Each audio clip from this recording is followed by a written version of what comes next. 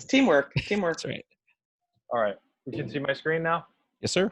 Awesome. Okay, so one thing I just want to make sure that I communicate to all the educators that are watching this is what I don't want is for everybody to leave with just some overview of the fact that breath work is really cool and not give you a practical application that helps solve problems that you really deal with. So the first thing I want to do is let's identify a couple of major problems that educators have right now, and then we can talk about how breathing can actually help solve those problems in pretty short order. So the first problem, and of course my wife and I, we've owned a gym for 15 years, and we have plenty of teachers who are members of our gym, and so we hear about this from educators all the time, and that is student behavior and behavioral problems are off the charts in school age kids, and there's more and more issues going on.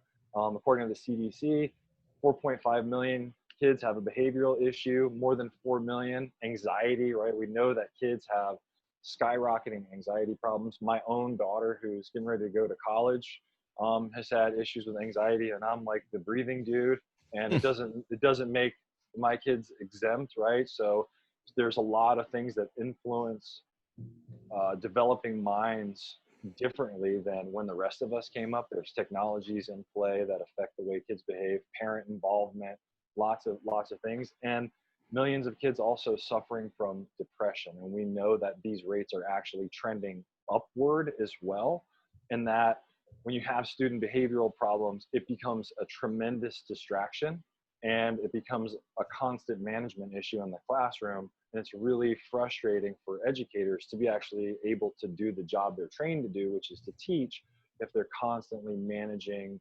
acute behavioral scenarios. So that's a huge problem. Number one is student behavior. And then secondarily, teacher burnout is a big problem. So not only are students feeling more stressed and having issues, but teachers are having problems too. And according to the American Foundation for Teachers, 78% of teachers report feeling exhausted at the end of the day. They're done, they're cooked, just like it's working for the weekend, right? And 10% of all teachers leave after the first year, and that's all the way up to 70% in urban areas. And there's a myriad of reasons. The top three are really difficult testing standards to teach to, class sizes are growing, and then of course, like we just mentioned, behavioral challenges. And those stats are based on teacher educator surveys. So those aren't made up. That's based on reporting from teachers. And I'm sure everybody who watches this will be able to completely relate. Now, when we start to think about, what can be done about these problems, a lot of times we focus on things that are outward. And this is a natural human tendency, is to look out into the world for ways to solve problems that we have. And of course, when it comes to education, it's no different, because we're operating through the same lens. So we look at things like policy change, parental involvement, and social media, screen time, video games, that all these things influence how classrooms work, how educators feel, and where it all comes together. And while those things are really important, the power that we as individuals have over those things can be very, very small, and it can feel overwhelming when you try to address some of these major issues through outside-in techniques. And again, these are important issues that we must address as parents and educators and citizens. But one thing we forget is intrinsic tools that are built into our physiology that help us manage our stress and alter our behavior, both in real time and over time. So we can become more resilient and better at navigating stress with some really simple tools, because nature built them inside of us already. So if we learn how to access that stuff first, we can think more clearly and solve some of these problems we have with a much more streamlined focus. So when we think about this, what can be done, and we look internally, breath is like a master key for dealing with stress, both for students and educators. And this is why it's such a great tool, because I don't have to come up with some solution that works for students and then independently have another solution for educators. If you, for example, integrate something like a breath break into your classroom and both the teacher and the students take part, everybody regulates their behavior together, and then we can move forward as a team instead of just trying to manage and then deal with your own stress later. It's a team effort, and that kind of goes into in those I can't remember exactly what they're called, those 7 steps, right? That as a collective, it helps everyone simultaneously, right? And it's always accessible. The other thing about breath control is it's very simple. It doesn't have to be fancy. You don't have to turn into some Himalayan yogi, Iceman, Wim Hof, jumping in frozen rivers kind of person. Simply the act of paying attention to your breath literally changes your brain state in real time. That's a proven thing through scientific research, and anyone can do it. So any person who's alive can take agency over their breath anytime they want, and it will literally alter the way that you perceive what stress and how resilient you are. So it's a really, really important tool, and it's completely democratic. You don't, there's no money or anything. Yes, sir. No, I was going to say, I think that's a super important point that you bring up, and why it's, I mean, it's one thing that can affect many. And I think when we look at what happens in the teaching space or the coaching space, or anyone who wants to be an expert in their field, you can go down this rabbit hole of accumulating all these skills that you think are supposed to fix a certain thing, and then you kind of then have to work backwards to stuff like this. And that's what I'm hoping for with you guys in presenting this course, is just to, again, stress is stress, whether it's training stress, traffic stress, COVID stress. And if we can tackle one underlying thing, or that low hanging fruit, there's real benefit there. And that's just kind of grasping what the work that the groundwork you're trying to lay. That's how I'm perceiving it. It's just the one thing to affect everything. Well, for sure. And in addition to that, if you look what's going on culturally, there's a lot of disenfranchised voices right now that are speaking out. And traditionally, kids who come from a lower income background, they might, even if they have a stress problem, a behavioral problem, and many do, they might not have access to resources financially that will help them successfully navigate. Some do just by virtue of accident, some have strong parental figures. But one thing that's really cool about something like breath control is once you learn it, you own it forever. The only buy-in is to practice. So you don't have to have a lot of money, what neighborhood you're from, none of that matters. Breath practice is available to everyone, and all you have to do is try. So it's a really amazing, universal, and democratic tool that anybody can use to make themselves feel better and think more clearly. All right, so let's just talk a little bit about how it works, because understanding, we're not going to go deep into like neuroscience or anything like that, but this is just sort of a simplified way to kind of understand what's going on underneath the hood. And we're going to look at this from the perspective of the brain, right? Because that operating system is helping us navigate life, right? So on the deepest level of the brain, and this is from an evolutionary perspective, right? So we'll go in order from oldest to newest. The brainstem, often referred to as the lizard, right? The lizard brain is mostly dealing with really primitive instinctual survival components, right? And so this is where the primary fight or flight system lives. This is where metabolism is regulated, heart rate, blood pressure, organ systems. It's all that sort of deep internal clockwork that is being monitored. And this system, there's not a lot of thought. It's very reactive. And if you've ever had a friend who had a lizard, or like my wife has kept venomous snakes for years. And what's one really interesting thing that you learn about, I know I just skipped right over that. Gotcha. Right. So one thing you learn when you observe reptiles or lizards for a long time is the simplicity with which they navigate life. They're only concerned with when do I need to eat? When do I need to go to the bathroom? Am I too hot? Am I too cold? And is it time to reproduce? And that's the fundamental basis for their life. It's very, very simple, and it's mostly just survival mechanisms, and it's very reactive, right? And that's an important thing to remember. Now, on top of that is the limbic system. And the limbic system has things like the hypothalamus and the amygdala, which is our sort of fear center. The limbic system is where the emotions live. And this is often thought of as the mouse brain or like the small mammalian brain. And this part of our brain has been around for a very long time. And what this does in particular, and is important for our context, is that during, and some of the educators I'm sure remember this from early childhood development classes, is that these imprints as you're growing through early childhood development all the way through, preteen and even into teen years, these imprints about what's safe, who I can trust, sort of what ledges I should avoid. So it gives you a lot of information about how to filter the world around you in regards to safety and social comfort.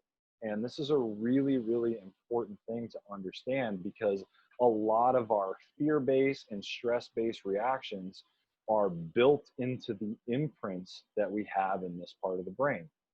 And we function from this emotional brain a lot more than most of us would care to admit, myself certainly included. Now, on top of that, we have the frontal cortex, all this wonderful gray matter.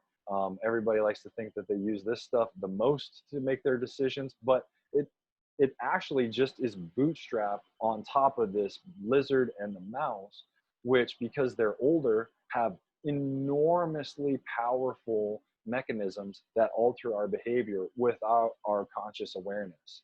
And the monkey, on top of all that, is our sort of cognitive, fancy problem solver, right? This is where our creativity and our more complex thinking is.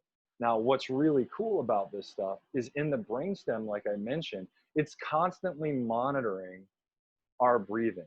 And the signal that gives us information, lets us know when to breathe and how much, is CO2, right? Which is a byproduct of our energetic needs in the body. And that can be based on how much we're moving around and how intensely, but it can also be based on how I'm internally perceiving what's going on in the environment around me. So literally, your limbic system, as information comes through your visual system and you start processing it, even subconsciously, your brain is going to predict how much energy is it going to take to deal with this. And so it may upregulate or downregulate your breathing and your metabolic processes based on CO2, that byproduct, in order to make you ready to go into action or to deal with what's going on, right?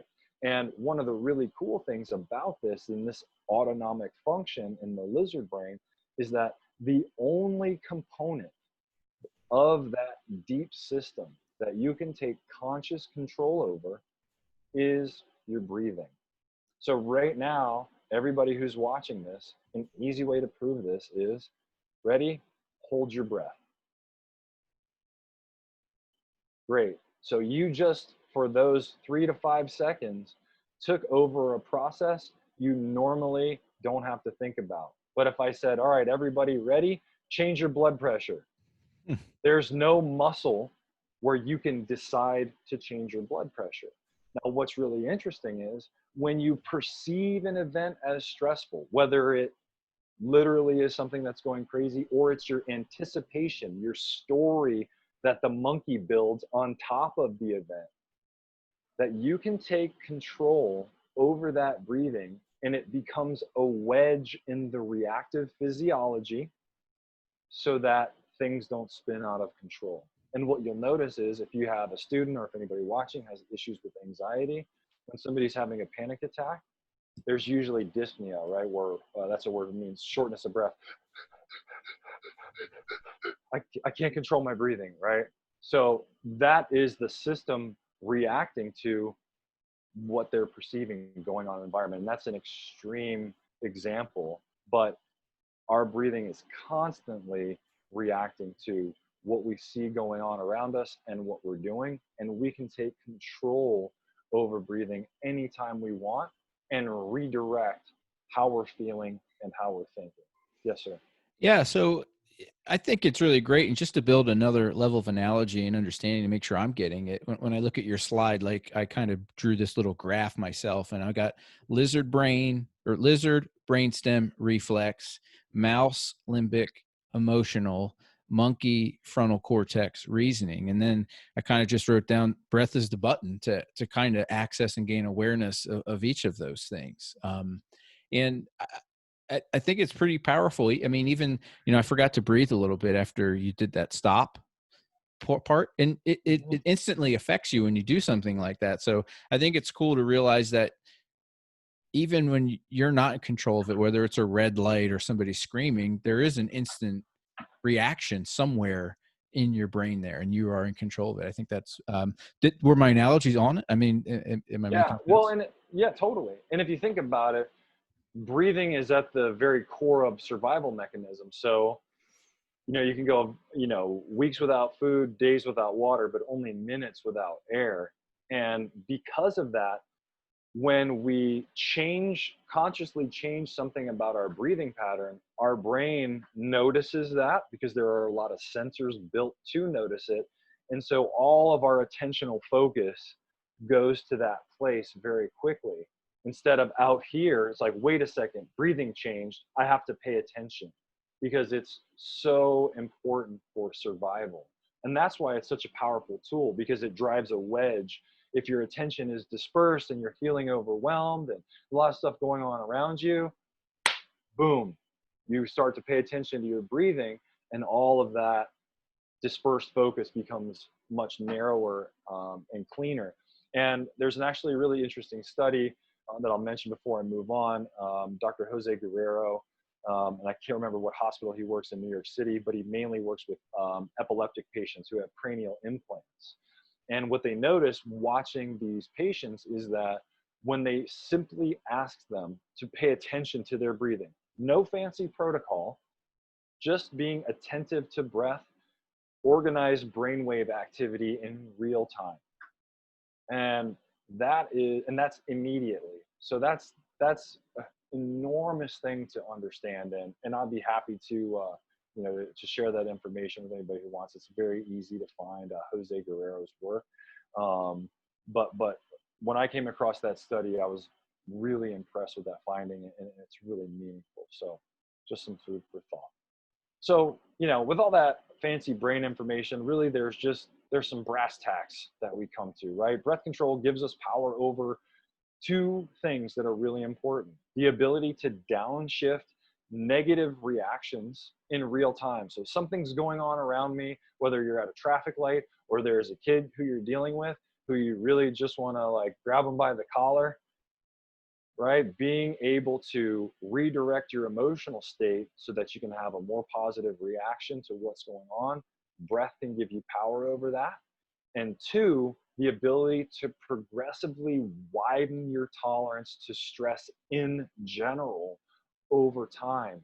And that's because when we use specific breathing techniques, it helps us play with the dials on that CO2 reaction in the brainstem that I talked about. And Tanya's going to get into this in a little bit, and what we did with the kids in the Pennsylvania school. But that's a really important thing to know, is that over time, you can actually become more resilient to stress, and you become more aware when something starts to creepy crawl. I know for me, one of the best things that I've gotten out of this work is I'm a better husband and a better dad, because I start to notice when I get annoyed, because my breath goes, hey, you better stop that. Like, we're getting worked up over nothing, right? You're not really getting in a fight here. You're just having a hard conversation. So let's cool the jets, pal, right?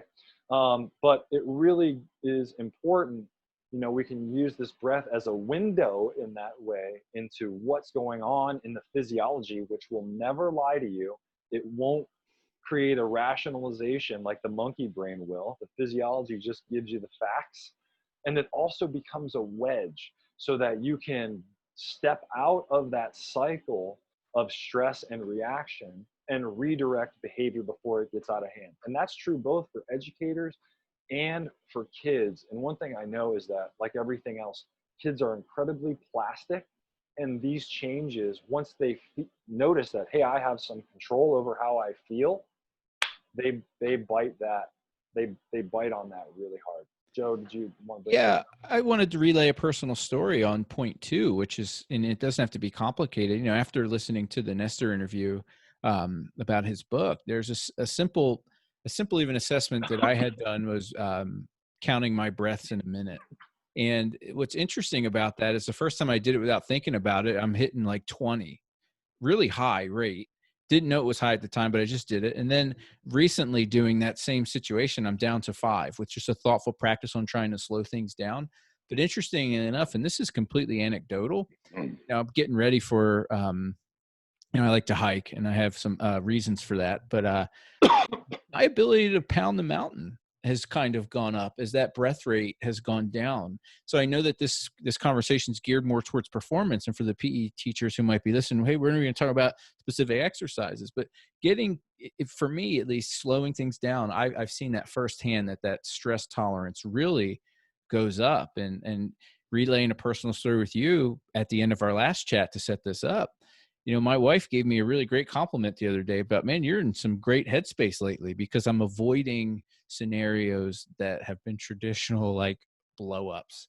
And it's all stress, whether it's anxiety of an argument with a spouse, or, a tough incline on hard terrain. But Well, and that breath rate it matters. I'll bring this around real quick, so we can touch the performance piece, is that you can't separate the human from human performance.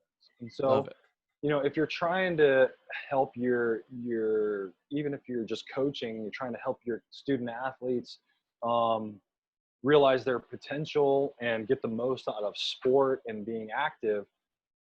One of the cool things about breath focus is that there's carryover in both directions, and that those monitoring systems in the brain, that, hey, we're in a stressful environment, this is a really cool thing. Like, your physiology has no idea what sports are. When you start moving around that much, that's a signal to your body, like, hey, we're driving towards something survival related, whether I'm trying to escape something, I'm moving towards food, I'm looking for shelter, like those kind of driven behaviors. That's what our body understands. That brainstem only understands that there's an upregulation in metabolism right then. And so breathing will change as a result. So whether we're talking about a stressful social situation in a classroom, or we're talking about performance, the ability to downshift a negative reaction in real time, that can mean dealing with a kid who's anxious about taking their first jump shot when you're having a basketball lesson in PE, who won't participate, and being like, hey man, sometimes you have to step to the line, you learn how to take risks, maybe you'll miss, and that's okay. We'll figure out what you did wrong and we'll do the next thing. And that's really the big point of sport in school, is to get kids those lessons and to get them engaged in physical behavior to learn. And in that moment, you can use a breathing strategy to help that kid dial in and focus and pull them out of the story that they're telling themselves about how good they might be, or what might happen, or I'm not fast enough, or I'm not good at this, and focus on, hey, let's practice the skill that I'm trying to teach you right now, right? And then same idea with widening stress over time. That's all stress. That's not just psychological stress, that's physical stress too, because again, that part of your brain doesn't know the difference, right? So here's a couple really easy things, and I hope everybody who's watching this screenshots this slide right away and sticks it, emails it to themselves and puts it in their phone, because this works, right? And so we're just going to keep on with our 2 things right in the moment. So right when things are about to get silly, again, whether that's a sport environment and need to bring it down a notch so that we can perform well, or if you're in a social situation that's about to get out of hand. And these are really simple protocols. We start with this first one's kind of a downshift, and I'm not going to just talk through the entire, I'm not going to verbalize the entire protocol, but what I do want to make sure that I communicate is that you'll notice that the exhale is slower than the inhale, and that it gets progressively slower and then moves to the nose. And that's really important. And you can kind of think of that like gears in a car. So you have a student, if you have a student who's at 5 and they're, whether they're huffing and puffing or they're having an anxiety attack, they're at a 5 and we need them at a 2, then this is a way to start, instead of just trying to jump the tracks, to kind of go, hey, we're at 5, let's go to 4, let's go to 3, let's go to 2. Okay, now we're where we need to be, and we can communicate with the rational part of your brain instead of the little mouse that's trying to get out of the maze. Okay, and 3 focused breaths like this can make a real change. What's important is that you get the full attention of the student, or if you're using this for yourself, to give your full attention to each breath. If you're wandering off somewhere else and you're half committed, you'll get half results. And that's, hey, that's just the way life works, not my rule. And you can repeat any of the steps before you move on to the next step. I'm going to go over the second one, Joe, and then we can address that, whatever your question was. And then for general stress and focus, 3 to 5 minutes a day, breathing through the nose only. Now, what's cool is that this ratio that I'm giving here for general stress and better focus, this is the one that was used in the study, this ratio, and Tanya is going to go into a little bit more detail. Breathing through the nose only, we have a 1-1-2-1 ratio. It only takes 3 to 5 minutes. So like an inhale for 4, pause for 4, exhale for 8, and then another hold for 4. And you're just repeating that cycle for 3 to 5 minutes. And if you find that, hey, after a few days or a couple weeks, this gets pretty easy, then bump it up. So it's just a little bit of a slight challenge, but it doesn't make you feel like, oh, I feel icky and stressed like I'm underwater when I do it. You don't want to be that far. But over time, you can increase the ratio and know that, hey, it's going to come and go in waves, just like everything else. But it will help you with general stress and focus. Joe, what was your question? No, it was a statement too that you made about put everything else down. I think that was really important. And again, with my initial thoughts on breath work, I was trying to do it in the gym, trying to do it for weightlifting, trying to do it at certain times, trying to do it while I'm cutting the grass, listening to a podcast. Like, and we have this idea to batch all this stuff into one thing, but with this breath work, to really optimize it, that's all you should do.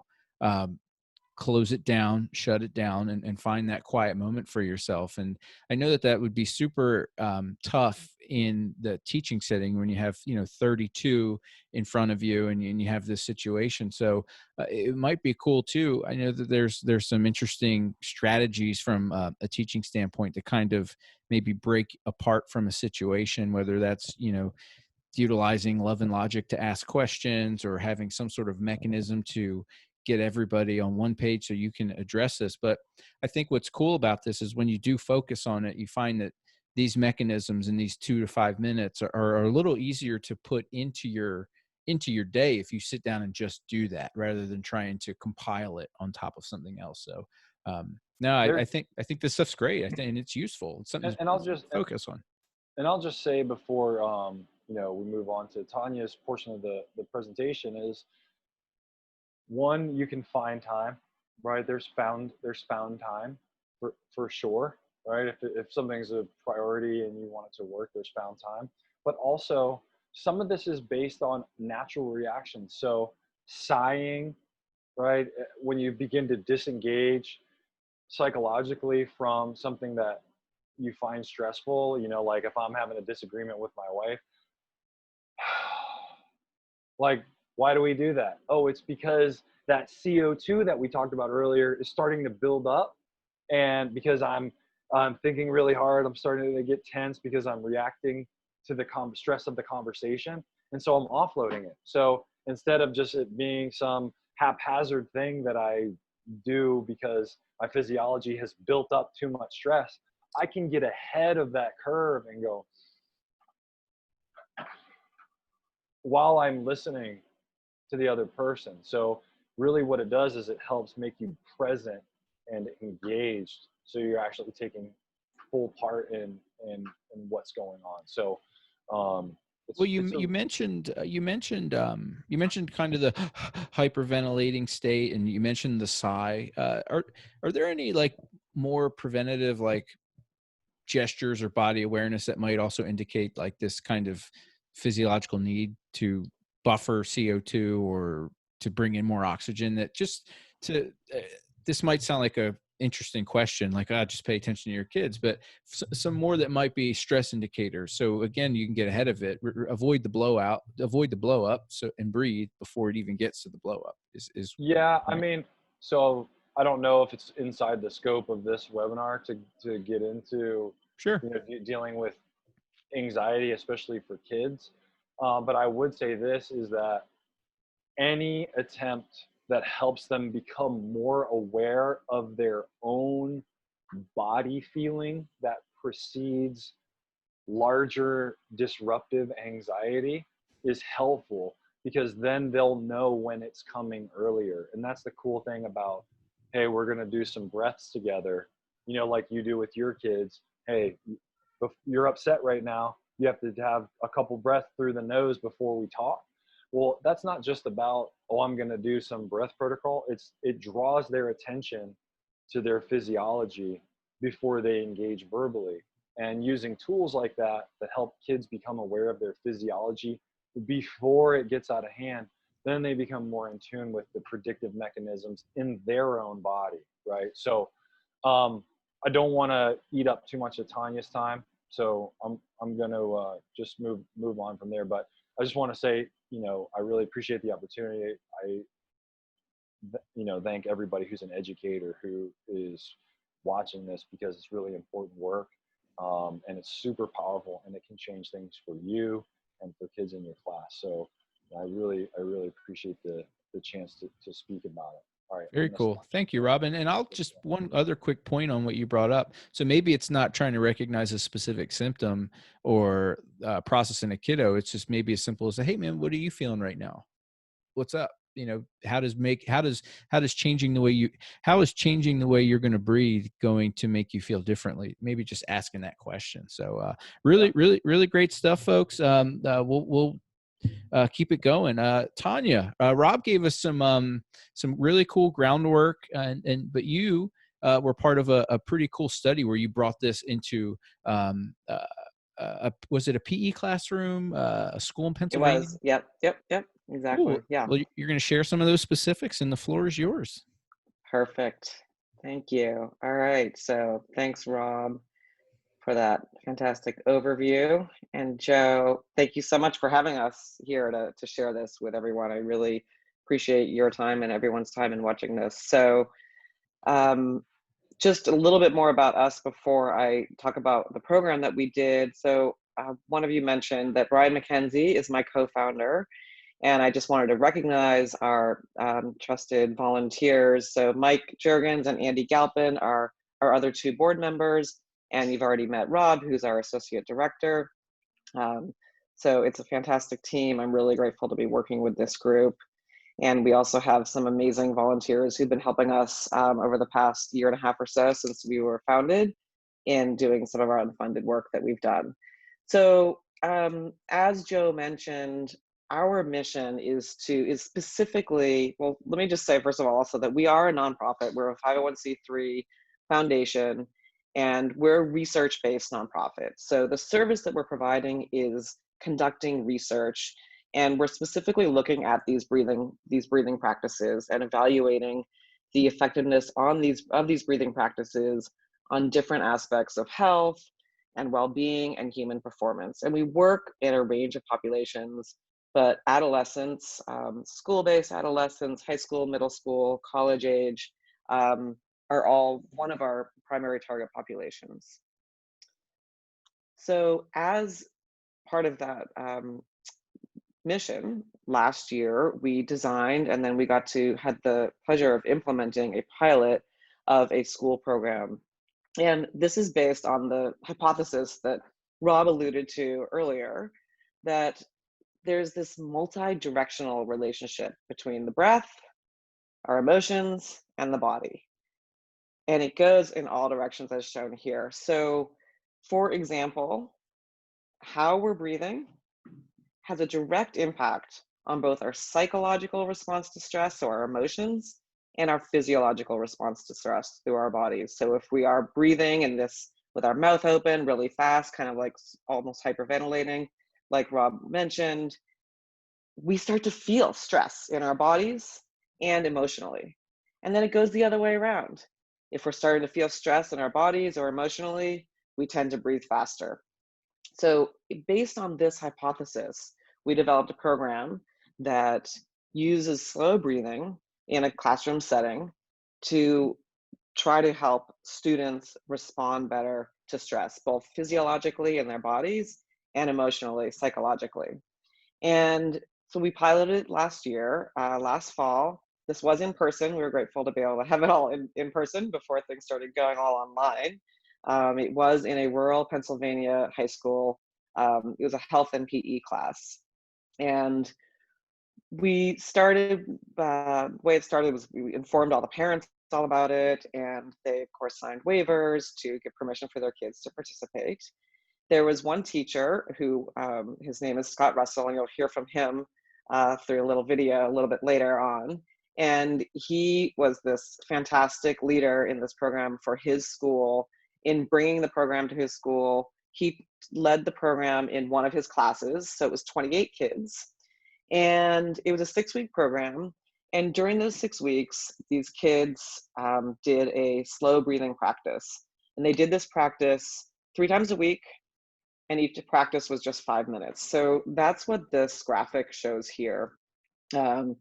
It's exactly like Rob said, it's exactly the breath ratio of inhales, holds, and exhales, and then holds again. So I personally call this the extended box breath. So it's a 5, and in this one we did 5 seconds for the inhale. Then after they inhaled for 5 seconds, they held their breath at the top. You can also call it a pause. I often like to call it a pause and not a hold. For some people, it's just easier to think of it that way. It feels a little less pressure. And then the extended part of this box is the exhale, where we're exhaling, and the kids were exhaling slower. So in this case, they were exhaling for approximately 10 seconds. And then at the bottom, again, they were pausing for 5 seconds. So that was our box. And they did this breath cycle 12 times. Only 12 times, which is actually exactly 5 minutes.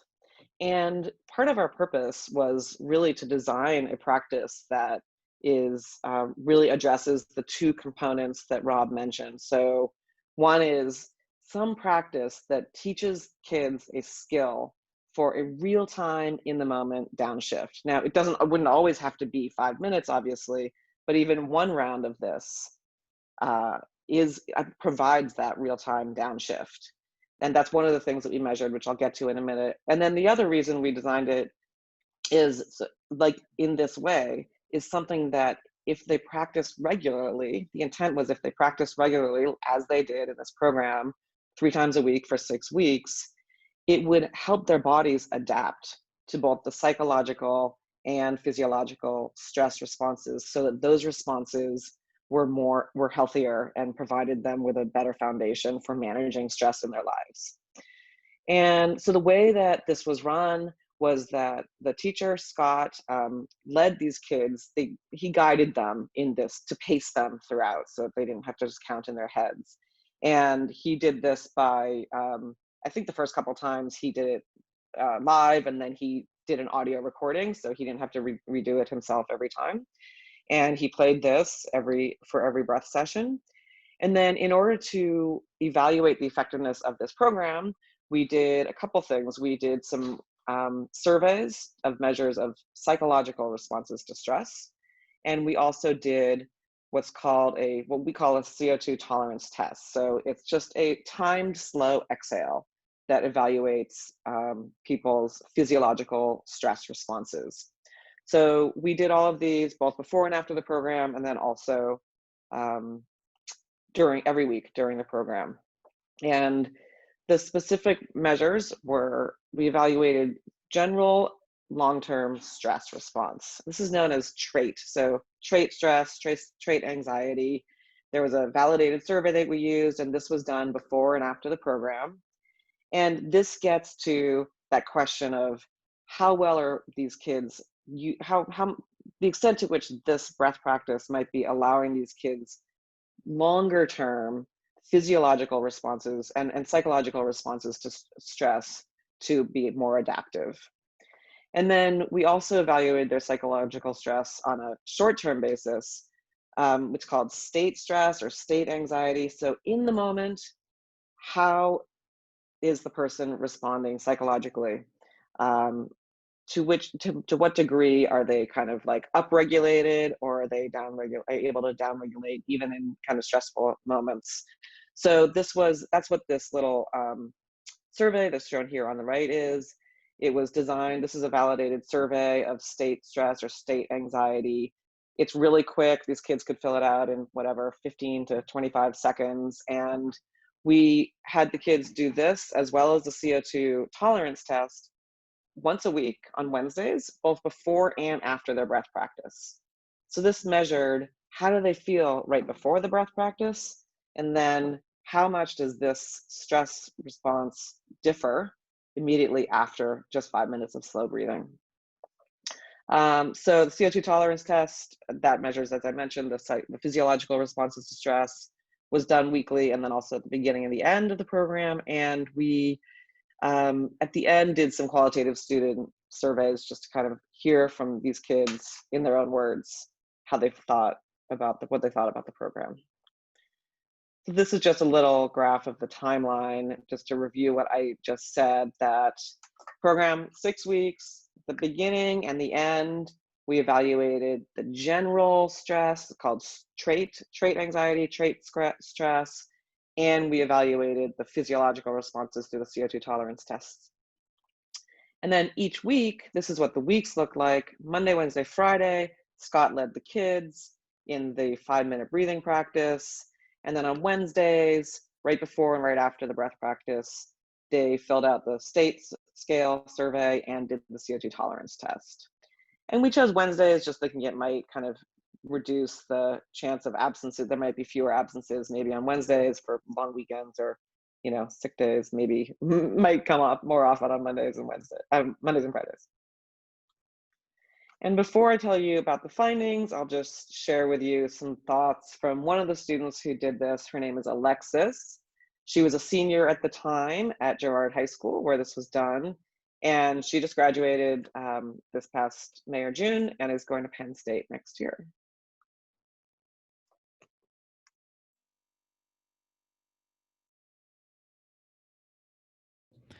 Tanya, just to break you really quick, we're not getting audio on your video. Oh, no audio.